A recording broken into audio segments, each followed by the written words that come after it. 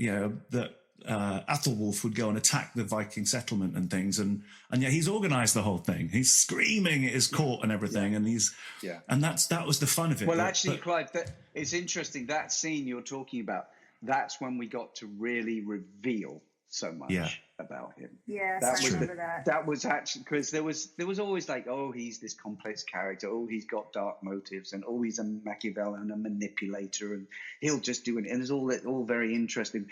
But when that happened in the show, because the Vikings are the heroes of this show, that was the ultimate betrayal of Lagertha, of Ragnar, of everything. And that just showed his real colors. And that became, if you like, the point from which we reference back when we got to, my own death and King Egbert's demise, was like, that was actually bearing down on his conscience too. He'd done too many bad things.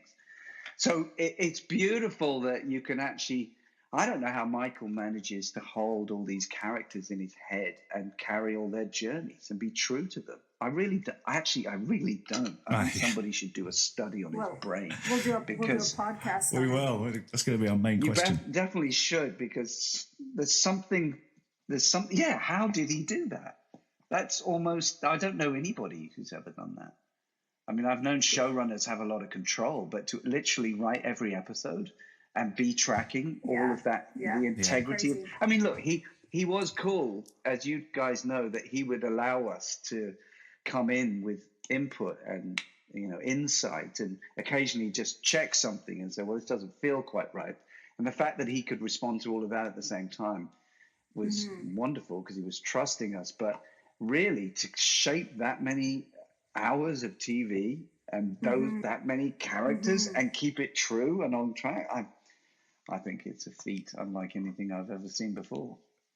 It shows his passion as well, though. And you've got to be so passionate about a subject to want to invest that much into it as well. I got another one for you.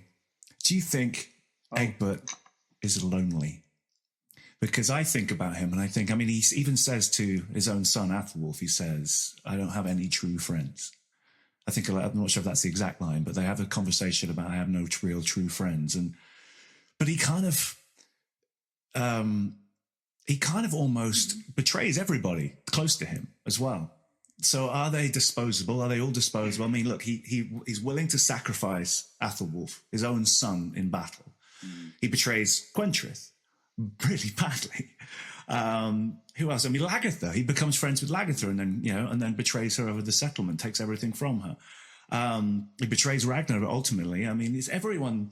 Is there anyone else?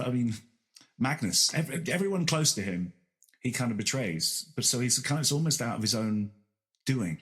Well, listen, we can say it now, the man's not in office anymore, but do you think Donald Trump really loves anybody? He is a narcissist, right?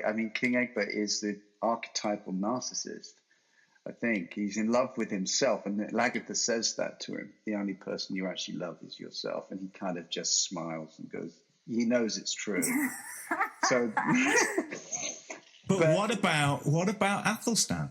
Did he just see him as a saint, or was he truly? That was something he was sort of almost like ineffable, something that neither Ragnar nor he could get their hands around. There was something actually genuinely authentic and pure and holy that neither of them had, that they basically saw in him and wanted to have it. It was almost like a homoerotic thing going on there as well. It was very layered, all of that, and then it became this competitive thing about he loved me more, and so I think Athelstan became that touchstone of something genuine and pure. But could he maybe have been the son that Egbert never had? He doesn't seem to be very fond of Athelwulf, but he has far more in common. Definitely. Yeah, he didn't respect his own son at all. He saw something pure in this man. He was just like an opportunist who wanted so much for himself. I don't think he was very capable of love. But I think with Judith, there was a sweet thing at the end. I think he sort of has his King Lear moment at the end. Michael and I talked about this when we get to he's sort of losing it. He's handed over the crown. He's done the right thing, but he's actually played a trick on the Vikings, which is another cool little ploy that he's done, because he's not really the king to give away the land that he gives them. But there was this moment when they were leaving, and he goes to his grandson, to Alfred, and he wishes them well, gives them advice, and Judith thanks him for loving her, because he did. He gave her an opportunity. I think sometimes with these people, when they're narcissists and self-involved like this, you forget that they also can have a positive effect on people and do extraordinary things because they think outside of the box. So again, it's too complicated to say, oh, he's a narcissist, therefore he's an evil bastard. Not true.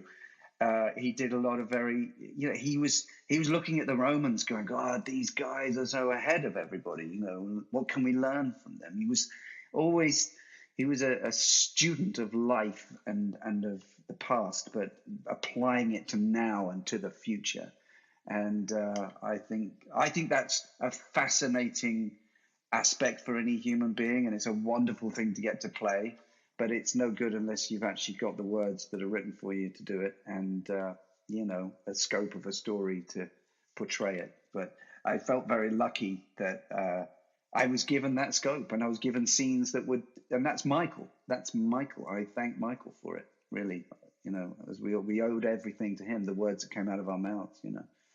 But Travis, as you guys know, Travis gave so much to this show. The way he was the leader in many ways. He was the man, and his ability to bring things to scenes and bring ideas to the show and up the stakes all the time, that really helped me, because I came in like ready to sort of meet him.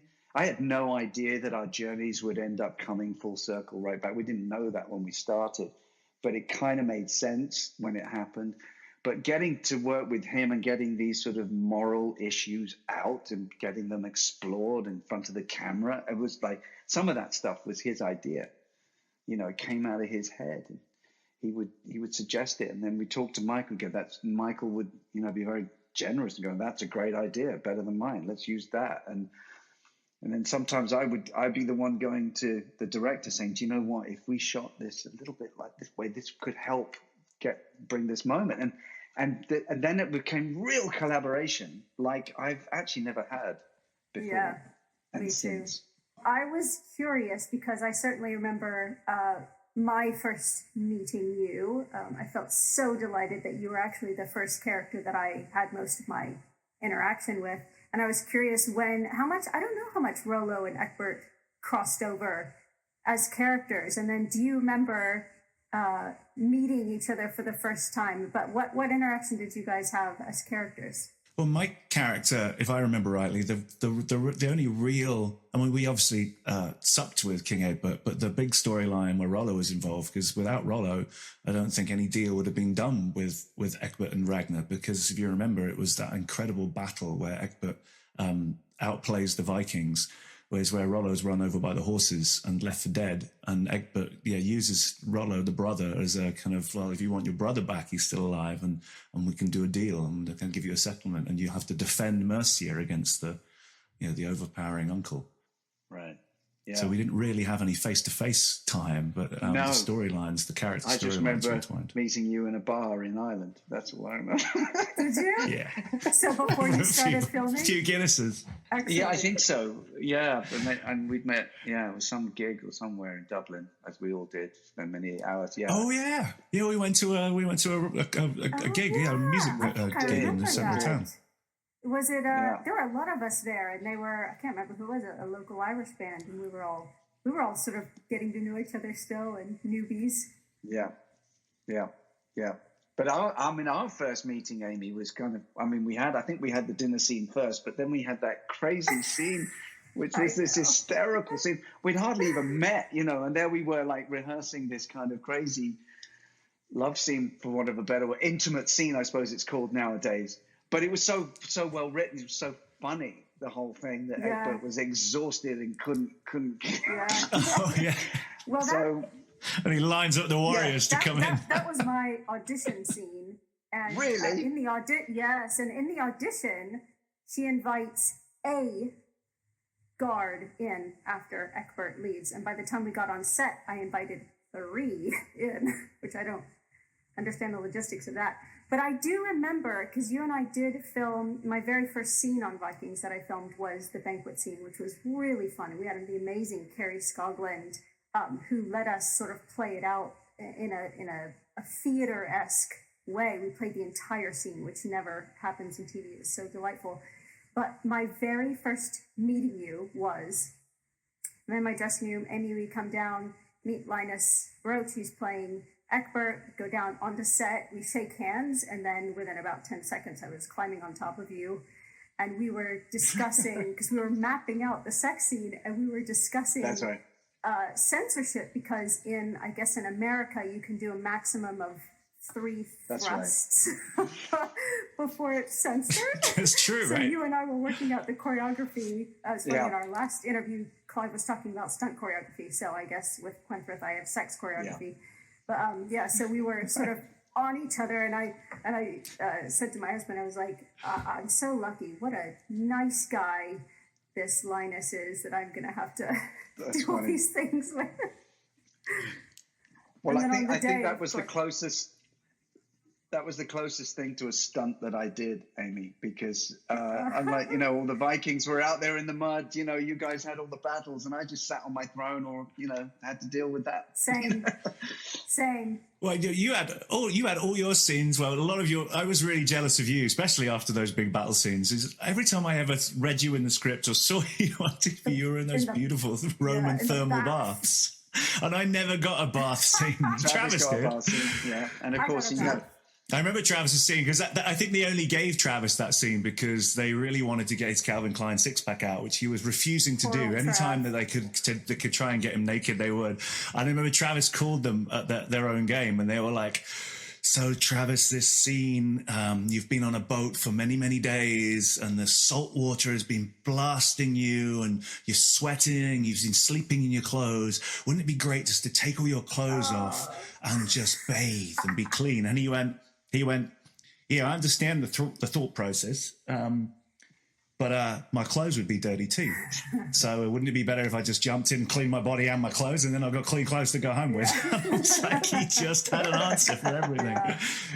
No, I think they gave him that scene so he could do the fart in the bath trick. That's all. That's